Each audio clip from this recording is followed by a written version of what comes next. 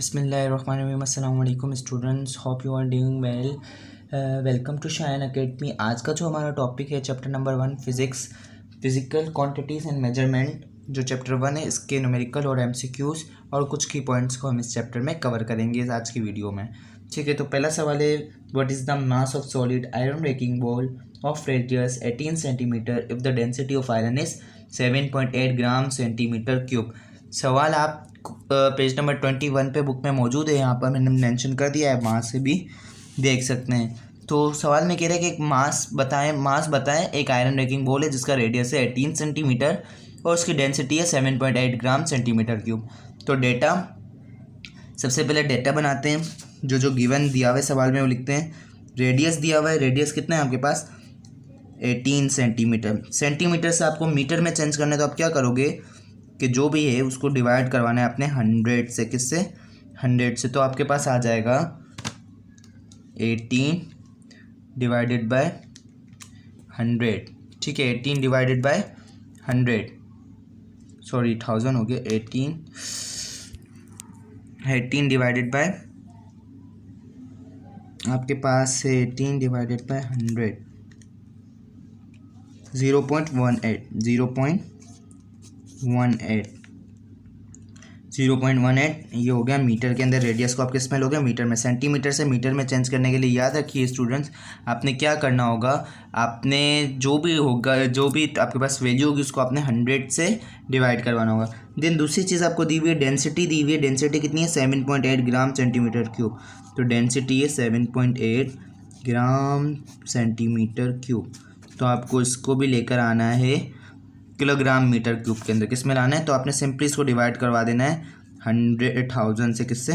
1000 से। 1000 तो ये आ जाएगा किलोग्राम मीटर क्यूब।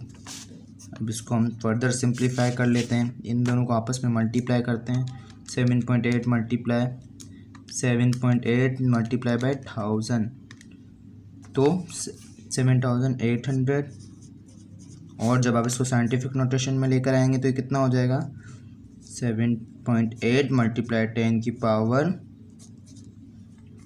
पावर ये हो जाएगी 3 किलोग्राम मीटर क्यूब। स्टूडेंट्स बस याद रखिए, जब भी आपको ग्राम सेंटीमीटर क्यूब से किलोग्राम मीटर क्यूब में लाना है तो अपने 1000 से मल्टीप्लाई करना है। साइंटिफिक नोटेशन, अगर किसी को कोई इशू है, अगर साइंटिफिक नोटेशन में कन्वर्ट करना नहीं आता तो कोई बात नहीं, मैं इसको साइंटिफिक नोटेशन में भी चेंज करना आपको सिखा देता हूँ। लेकिन फ़िलहाल इस न्यूमेरिकल पे आप लोग कंसंट्रेट करें। वीडियो को स्टार्ट से एंड तक पूरा देखिएगा, कहीं से भी स्किप मत कीजिएगा, क्योंकि बहुत ही औसम होने वाली है आज की वीडियो। क्योंकि इसके अंदर आज मैं एक इम्पोर्टेंट चीज़ बताने वाला हूँ जो आगे आएगी वीडियो में। अच्छा, रिक्वायर्ड क्या है आपके पास? रिक्वायर्ड है व्हाट इज़ द मास मालूम करना है आपने। एक और चीज़ मालूम करनी है, लेकिन जैसे ही मैं फॉर्मूला लिखूंगा उसके बाद वो चीज़ आपको बताऊंगा। इससे पहले अगर मैं आपने लिख दिया यहाँ तो आप थोड़ा कंफ्यूज हो जाएंगे। तो फॉर्मूला है आपके पास डेंसिटी का। क्या फॉर्मूला है? P=m/v। यहाँ पे भी आपने फॉर्मूला लिखना है फर्स्ट। देखिए फॉर्मूले में है डेंसिटी, मास और वॉल्यूम। डेंसिटी दी हुई है, मास और वॉल्यूम दो चीज़ें नहीं दी हुई। तो ऐसा तो पॉसिबल ही नहीं है कि हम एक फॉर्मूले से दो चीज़ें एक साथ मालूम कर लें। तो हमें यानी कि वॉल्यूम भी मालूम करना होगा इस फॉर्मूले में, तो वॉल्यूम भी रिक्वायर्ड है। वॉल्यूम के लिए आपके पास फॉर्मूला है 4/3 पाई r क्यूब। ठीक है, पाई की वैल्यू मैं यहाँ लिख देता हूँ आपके लिए 3.14। v आपके पास 4/3 को जब आप लोग आपस में डिवाइड करेंगे तो आएगा 1.33। पाई है आपके पास 3.14, कांस्टेंट वैल्यू है। और रेडियस कितना है आपके पास? अभी हमने ऊपर देखा तो वो है 0.18 मीटर और यहाँ पर क्यूब फॉर्मूले का। तो जब आप तीनों को आपस में मल्टीप्लाई करवाएंगे तो आपका आंसर आ जाएगा 0.024 मीटर क्यूब। क्योंकि ये देखें मीटर भी आपस इसके साथ मल्टीप्लाई हो रहा है। तो ये तो सिंपल आपका वॉल्यूम आ गया। जब आप कैलकुलेटर में तीनों चीज़ों को आपस में मल्टीप्लाई करवाएंगे, याद रखिएगा ये क्यूब, इसके ऊपर क्यूब है तो पहले आपको इसका क्यूब लेना है, देन इसको मल्टीप्लाई करवाना है। तो यानी यहाँ तक समझ आ गया। तो आगे चलते हैं। अब क्या करना है? हमें मास निकालना है। फॉर्मूला लगाया हमने डेंसिटी का। ये जो यहाँ v मल्टीप्लाई हो रहा है यानी कि वॉल्यूम वहाँ जाकर डिवाइड हो जाएगा। तो p × v = m = p × v। बस सिंपल वैल्यूज़ रखनी है अब तो हमें। तो p पी कितना दिया हुआ है आपके पास, पी दिया हुआ है आपको 7.8 मल्टीप्लाई 10 की पावर 3 और वी कितना है आपके पास, यानी कि वॉल्यूम जो भी हमने निकाला था 0.024। जब आप इसको आपस में मल्टीप्लाई करवाएंगे तो आपके पास आंसर आएगा, करवा लेते हैं, 7.8 multiply 10 raise to the power 3 0.024, तो आपके पास आंसर आया 187.2 मास का यूनिट है किलोग्राम। स्टूडेंट यहाँ पर ही आपका एक न्यूमेरिकल सॉल्व हो गया। आई होप कि आपको अच्छे से समझ आया होगा, कोई भी इसमें डिफ़िकल्टी आपको नहीं हुई होगी क्योंकि बहुत ही ईजी न्यूमेरिकल था। अच्छा, अब अगला न्यूमेरिकल करते हैं हम। तो नेक्स्ट न्यूमेरिकल हमारे पास जो है, उससे पहले मैं इसमें एक चीज़ बता दूं कि ये आपके पास एग्ज़ाम में MCQ के तौर पे भी पाई की वैल्यू पूछी जा सकती है, या फिर आपसे पूछ लिया जाएगा अगर फ्रैक्शन फॉर्म में कि आप बताइए कि पाई की वैल्यू इनमें से कौन सी है। तो 3.414 तो आपको पता है। अगर 22/7 को भी आप आपस में डिवाइड करवाएं तो यही आएगा 22 डिवाइडेड बाय 7, तो आ गया 3.14। ये आ गया ना स्टूडेंट। तो सवाल में इस तरह भी आपको दे सकता है कि 22/7, 6/8 वगैरह इस तरह दे देगा आपको और पूछेगा बताओ कौन सी करेक्ट हो। तो आपको पता होना चाहिए कि 22 divided by 7 he correct value है पाई की। ठीक है, ये कांस्टेंट रहेगी। अब आते हैं अपने नेक्स्ट न्यूमेरिकल के ऊपर। तो नेक्स्ट न्यूमेरिकल है आपका पेज नंबर 22 के ऊपर। बुक के अंदर आप देख सकते हैं, how many significant figures are there in the area of cylinder whose diameter is 5 centimetre. कह रहा है कि सिग्निफिकेंट फिगर्स बताइए। एक आपके पास सिलेंडर दिया हुआ है जिसका एरिया में बताइए, उसका एरिया यानी कि मालूम करना है और फिर बताना है कि उसके अंदर कितनी सिग्निफिकेंट फिगर्स है। क्या कह रहा है, एरिया आपने बताना है उसका, और एरिया पहले आप मालूम करेंगे फिर उसके बाद बताएंगे कि उसमें कितनी सिग्निफिकेंट फिगर्स है। वूज डायामीटर इज़ 5 सेंटीमीटर, जिसका डायामीटर दे रहा है आपके पास 5 सेंटीमीटर। तो फॉर गिवन में क्या आ गया, 5 सेंटीमीटर डायामीटर आ गया। अभी मैंने आपको सिखाया कि सेंटीमीटर से मीटर में जाने के लिए क्या करते हैं, 5 डिवाइडेड बाय 100, तो ये आ गया आपके पास 0.05। अच्छा, रिक्वायर्ड क्या है आपके पास यहाँ पर, रिक्वायर्ड देखिए क्या कह रहा है, how many significant figures are there in the area. मालूम क्या करना है, एरिया मालूम करना है। क्या मालूम करना है, एरिया मालूम करना है आपने। फॉर्मूला क्या है आपके पास एरिया को मालूम करने के लिए, फॉर्मूला है आपके पास A is equals pi multiply by R square. ठीक है, यहाँ पर भी आपने फॉर्मूला लिख दिया। स्टूडेंट्स फिर से वही चीज़ कि आपके पास फॉर्मूले में पाई तो 3.14 है, कांस्टेंट वैल्यू पाई 3.14, मगर रेडियस ये नहीं है। तो यहाँ पर हमें यानी कि रिक्वायर्ड है, रेडियस भी मालूम करेंगे हम। तो ये थोड़ा सा अच्छा करके इसको बना लेता हूँ। ठीक है, तो रेडियस रेडियस को मालूम करने के लिए आपको क्या फॉर्मूला है, ये तो आप सबको याद होगा कि आप ज्योमेट्री में भी करते आ रहे हो। R is equals D/2। D कितना आया, 0.05। 2 से जब इसको डिवाइड करेंगे तो आपके पास आंसर आ जाएगा 0.05 डिवाइडेड बाय 2, तो आपके पास आया 0.025। 0.025 रेडियस को किस में लेते हैं, मीटर्स के अंदर। अब सिंपल हमने फॉर्मूला लगाना है अपना, A is equals multiply r square. A तो मालूम करना है, पाएगी 3.14, आर कितना है आपके पास 0.025। सही स्टूडेंट्स, यहाँ तक फॉर्मूले का स्क्वायर। जब आप आपस में इन दोनों को मल्टीप्लाई करवाएंगे तो 3.14 को जब आप इसके साथ मल्टीप्लाई करवाएंगे तो कितना हो जाएगा, देखिए 3.14 मल्टीप्लाई बाय 0.025। एक्सपोनेंट जो है वो लगाना मत भूलिएगा, यानी कि जो उसकी पावर है, वरना फिर सवाल का आंसर जो है वो सही नहीं आएगा। तो आ गया आपके पास A इज इक्वल्स 1.96। बस पॉइंट के बाद दो वैल्यूज़ काफ़ी है, मल्टीप्लाई 10 की पावर -3, और ये जब ये आपस में मीटर के साथ मल्टीप्लाई हो तो m स्क्वायर। स्टूडेंट्स ये देखिए, आप जानते हैं यहाँ पर कि -3 का क्या मतलब होता है, 1.96, 10 की पावर -3 का मतलब होता है मिली। क्या होता है, मिली, यानी कि m लगा दिया, और ये तो आपके पास सवाल में तो एरिया भी आ गया। स्टूडेंट्स मगर आंसर यहाँ कंप्लीट नहीं हुआ। सिग्निफिकेंट फिगर्स पूछ रहा है आपसे, क्या पूछ रहा है? सिग्निफिकेंट फिगर्स पूछ रहा है। तो आपको पता होना चाहिए इसमें कितने सिग्निफिकेंट फिगर है। आप टॉपिक पूरा पढ़ के आए होंगे कि इसमें हाउ मेनी सिग्निफिकेंट्स आर देयर। तो इसमें है 1 2 3। सिग्निफिकेंट्स फिगर क्या है? सिंपली मैं आपको यहाँ बता देता हूँ कि सिग्निफिकेंट फिगर्स वो है जो भी नॉन ज़ीरो हैं वो सिग्निफिकेंट्स है।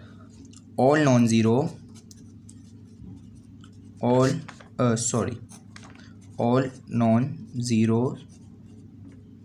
are significant figure. ये यहाँ पर न्यूमेरिकल के साथ नहीं लिखना है मगर मैं आपको बताने के लिए, यानी कि जो भी चीज़ ज़ीरो नहीं है वो क्या है आपके पास? सिग्निफिकेंट फिगर है। जैसे कि 2 ज़ीरो है नहीं भाई, 7 ज़ीरो नहीं, 4 ज़ीरो नहीं, तो ज़ीरो क्या है? ज़ीरो ही ज़ीरो है। ज़ीरो क्या है? वो खुद ही ज़ीरो है ना, ज़ीरो ही ज़ीरो है। तो बस जो चीज़ ज़ीरो नहीं है वो सिग्निफिकेंट है। तो इसमें देखो ज़ीरो क्या नहीं है, तीनों चीज़ें ज़ीरो नहीं है, तो ये क्या है आपके पास? सिग्निफिकेंट फिगर है। तो सिग्निफिकेंट फिगर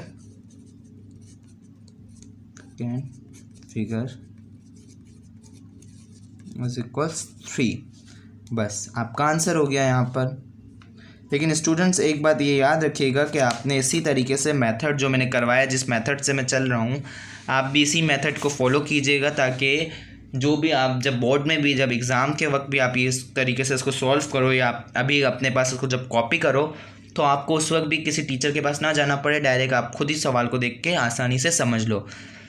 जब भी आप बोर्ड में भी इसी तरीके से करोगे तो जो आपका चेकर होगा बोर्ड में, यानी कि जो चेक कॉपीज़ जो कर रहा होगा उसको भी आसानी होगी कि भाई जो सवाल है उसका गिवन आपने अलग लिखा है, रिक्वायर्ड अलग लिखा है, फॉर्मूला अलग लिखा है, आपने तमाम चीज़ें अलग लिखी हुई है, तो वो फ़ौरन से चेक भी कर लेगा। जितनी उसको आसानी दोगे वो भी आपके पास, वो उसको पता चल जाएगा कि बच्चे ने काम करा है अच्छा, तो वो आपको नंबर भी अच्छे देगा, क्योंकि प्रेजेंटेशन के भी नंबर होते हैं। स्टूडेंट्स ये तो हो गए आपके दो न्यूमेरिकल्स। अब आते हैं सिग्निफिकेंट फिगर्स साइंटिफिक नोटेशन के ऊपर। साइंटिफिक नोटेशंस क्या होती है?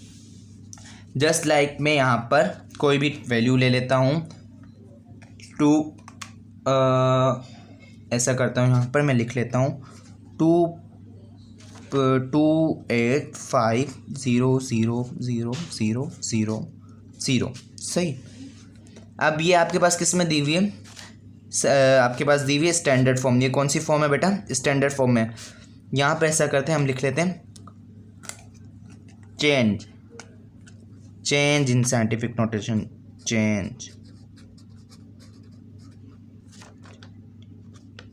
Change in scientific notation. तो ये किस फॉर्म में? स्टैंडर्ड फॉर्म में। इसको चेंज किस में करना है? साइंटिफिक।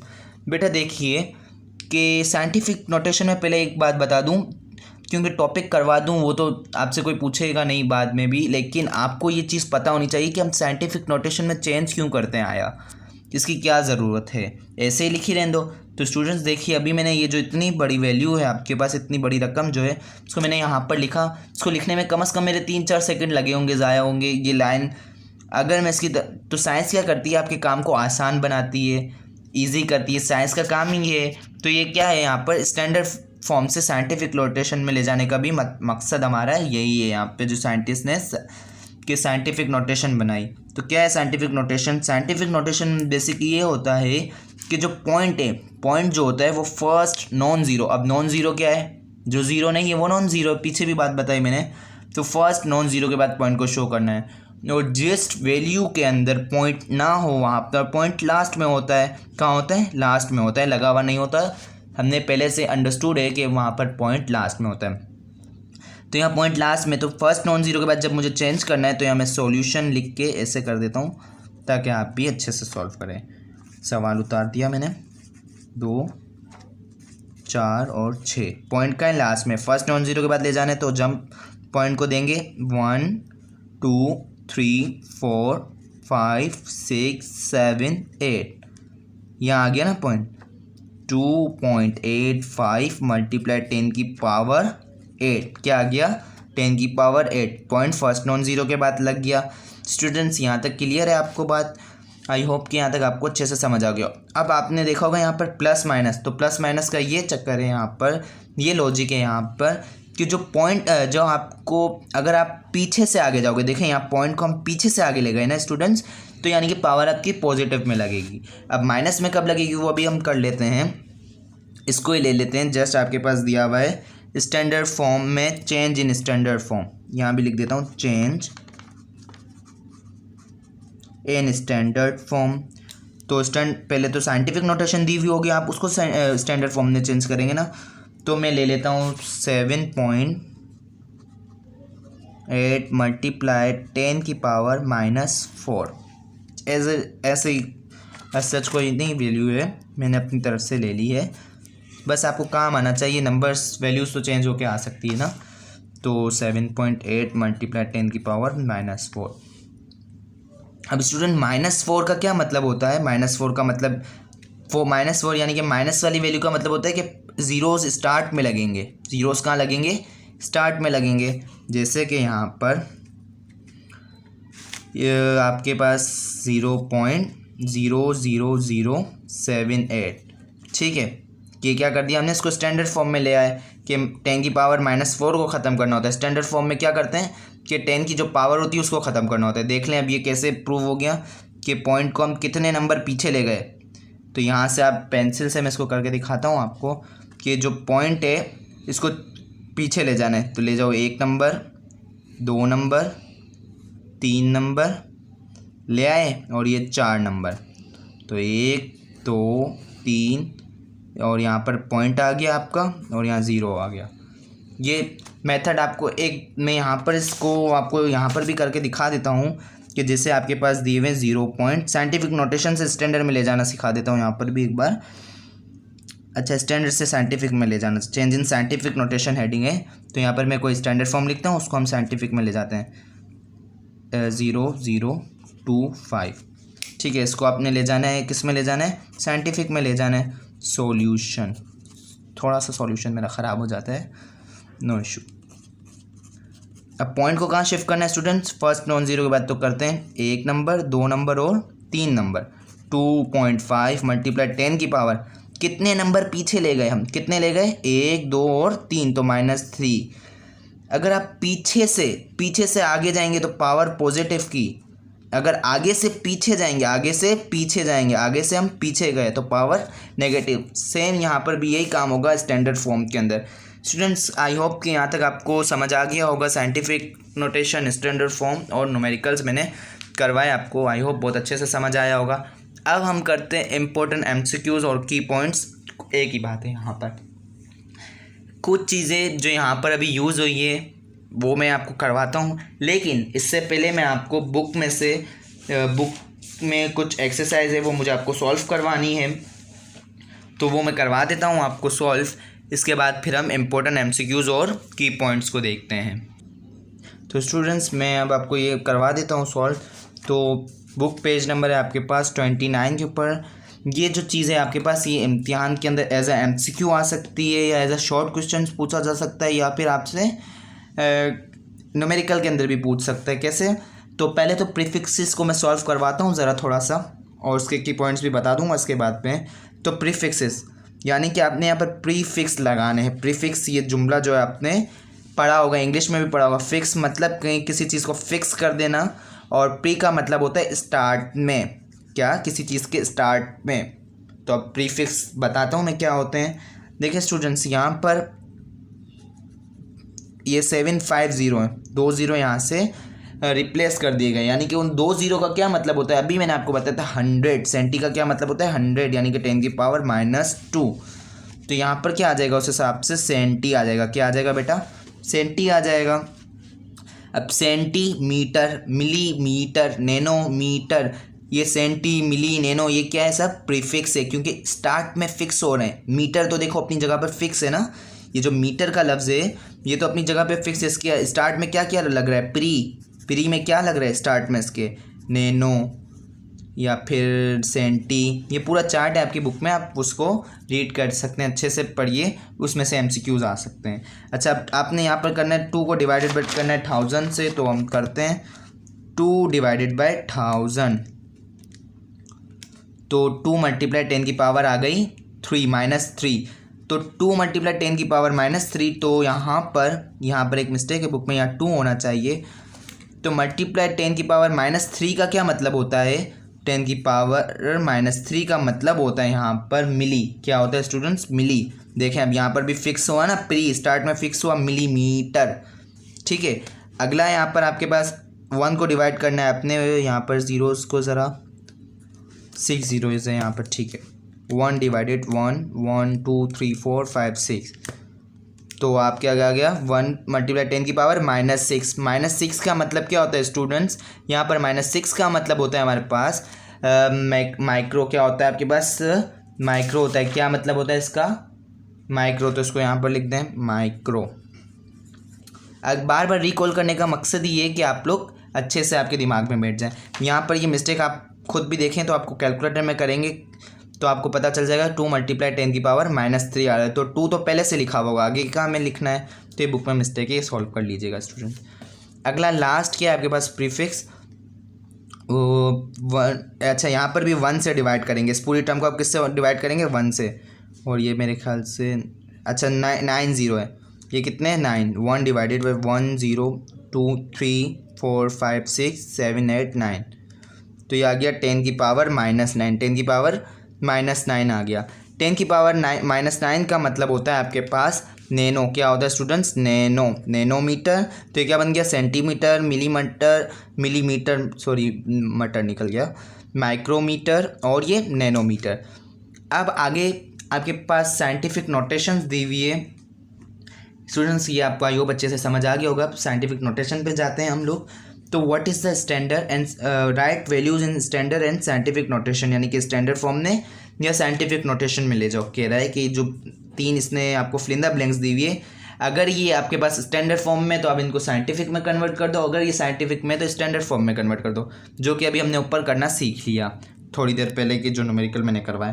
तो करते हैं अब स्टूडेंट्स। ये 0.53 के ऊपर जो ये एंगल दिया हुआ है, आप अगर इसको कह रहे हो तो आप यहाँ थोड़ा सा कंफ्यूज हो रहे होंगे कि बुक में तो ये ए का कहीं दिया हुआ ही नहीं, उस चार्ट जो बना हुआ है जिसके अंदर ये नैनो मिली वगैरह दिया हुआ है। तो स्टूडेंट्स ये इस बुक में नहीं दिया हुआ, लेकिन हम जो बुक में आ गए तो हम टीचर्स ने तो आपको सॉल्व करवाना है, क्योंकि बोर्ड में आ सकता है ये। तो इसीलिए कहते हैं, देखिए यहाँ पर एक एग्जांपल मेरे दिमाग में आ रही कि किताब एक अच्छा दोस्त तो हो सकता है, अच्छा टीचर नहीं हो सकता है। क्यों? क्योंकि अब ये एंस्ट्रॉम की वैल्यू, इसको बेसिकली पढ़ते हैं एंस्ट्रॉम पढ़ते हैं। क्या पढ़ते हैं? एंस्ट्रॉम पढ़ते हैं। एंस्ट्रॉम का मतलब होता है 10⁻⁻10। क्या होता है? 10⁻⁻10। 0.53 मल्टीप्लाई 10⁻⁻10। तो ये यहाँ पर आ गई -10, थोड़ी पावर छोटी लिखिएगा यहाँ पर, मेरे पास तो जगह नहीं है। यहाँ पर क्या करना है, इसको स्टैंडर्ड फॉर्म में दिया हुआ है आपके सामने, इसको साइंटिफिक नोटेशन में आपने चेंज करना है। तो कीजिए, पॉइंट्स को आपने यहाँ पर शिफ्ट करना है। कितने नंबर शिफ्ट करना है यहाँ पर? तो आप इसको सॉल्व करते हैं हम लोग। पॉइंट का है लास्ट में, तो 1 2 4 5 6 7 8 9 10 11 12, कितना आ गया? 12 आ गया। स्टूडेंट जीरोज़ वगैरह में कुछ इश्यूज़ हो सकता है, तो आप भी इसको एक बार अच्छे से चेक कर लीजिएगा। अच्छा, अब यहाँ पर देखिए 2.7 मल्टीप्लाई 10⁻⁻4 है आपके पास। तो इसको किस में आपने लिखना है? जी बिल्कुल, इसको आपने स्टैंडर्ड फॉर्म में कन्वर्ट करना है, क्योंकि ये किस में दिया हुआ है? साइंटिफिक फॉर्म में दिया हुआ है। तो करते हैं स्टूडेंट्स, -4 यानी कि 0 कहाँ लगेंगे? स्टार्ट में 0.00027। अगर आप इसको कन्वर्ट करना चाहें वापस इस फॉर्म में तो देख लें 1 0 2 3 और 4, तो 10⁻⁻4, यानी कि हमने ये भी ठीक सॉल्व करा। आई होप कि आपको ये अच्छे से समझ आ गया होगा। अब कुछ इंपॉर्टेंट जो मैंने आपको कहा है वो यहाँ पर मैं की पॉइंट्स में लिख देता हूँ, इस चैप्टर से रिलेटेड जो आपके पास आ सकते हैं। अब अगर आप चैप्टर को पढ़ेंगे तो आप ये बातें आपको वहाँ पर चैप्टर के अंदर मौजूद है, लेकिन मैं यहाँ पर इसको हाईलाइट करके इसीलिए अलग से लिखवा रहा हूँ ताकि आप लोग भूल ना जाएं, क्योंकि चैप्टर में बहुत से बच्चे रीड नहीं करेंगे, तो मैंने यहाँ पर निकाल के अलग से लिख दिया है।